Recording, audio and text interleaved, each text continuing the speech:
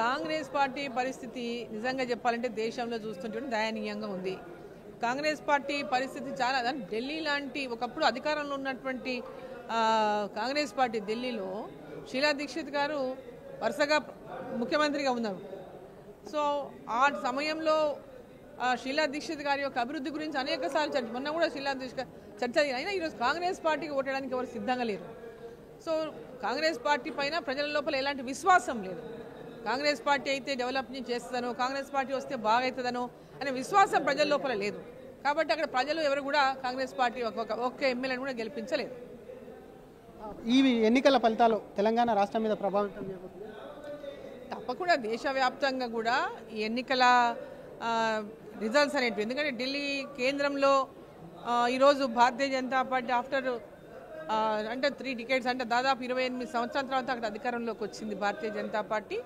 తప్పకుండా దేశ ప్రజలందరూ కూడా ఇతర రాష్ట్రాల్లో ఏ విధంగా భారతీయ జనతా పార్టీ లేనటువంటి రాష్ట్రాల్లో ఈరోజు అధికారంలోకి వచ్చినటువంటి పరిస్థితిని చూస్తాం అనేక రాష్ట్రాల్లో. అదేవిధంగా తెలంగాణ రాష్ట్రంలో కూడా తప్పకుండా భవిష్యత్తులో అధికారంలో కొంత విశ్వాసం ఉంది. ఇక్కడ కాంగ్రెస్ను చూసిండ్రు, బీఆర్ఎస్ను చూసిండ్రు, ఇప్పుడున్నటువంటి కాంగ్రెస్ పార్టీ పరిపాలన చూస్తున్నారు.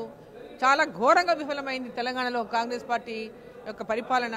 ప్రజలకు ఇచ్చిన హామీలన్నీ నెరవేర్చలేనటువంటి దుస్థితిలో ఉన్నది.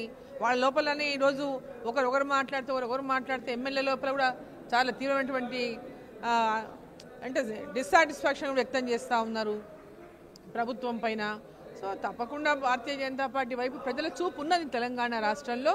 గత ఎన్నికల్లోనే ఆల్టర్నేట్గా భారతీయ జనతా పార్టీకే ఓటు వేయవలసి ఉండగా కొన్ని కారణాల దుష్ప్రచారాల వల్ల, కాంగ్రెస్ పార్టీ దుష్ప్రచారం వల్ల బీజేపీ బీఆర్ఎస్ ఒకటి అని, లేదా వీళ్ళ యొక్క 6 గ్యారెంటీల పేరు మీద అనేక రకాల ప్రజలకు హామీలు ఇచ్చి మోసం చేయడం కానీ, ఇవన్నిటి కారణాలతోనే వ్యతిరేకంగా ఉన్నటువంటి ఓటు కాంగ్రెస్ పార్టీ గెలిచింది తప్ప వాళ్ళు నిజంగా కాంగ్రెస్ పార్టీ రావాలనో లేకుంటే ఇప్పుడున్న ఆయన ముఖ్యమంత్రి కావాలనో వేసిన ఓటు కాదు అది. సో తప్పకుండా తెలంగాణ రాష్ట్రంలో కూడా మంచి భవిష్యత్తు భారతీయ జనతా పార్టీకి ఉంటుంది. ఈరోజు మధ్యతరగతి కుటుంబాలకు కానీ, అదేవిధంగా ప్రైవేటు సంస్థల్లో ఉద్యోగాలు చేస్తున్నటువంటి వాళ్ళు కానీ, ప్రభుత్వ ఉద్యోగాలు చేస్తున్నటువంటి వాళ్ళకు కూడా 12 లక్షల వరకు ఇన్కమ్ ట్యాక్స్లో వారికి ట్యాక్సులు లేకుండా ఇవాళ చేసినటువంటి పరిస్థితులు కూడా చాలామంది హ్యాపీగా ఉన్నారు.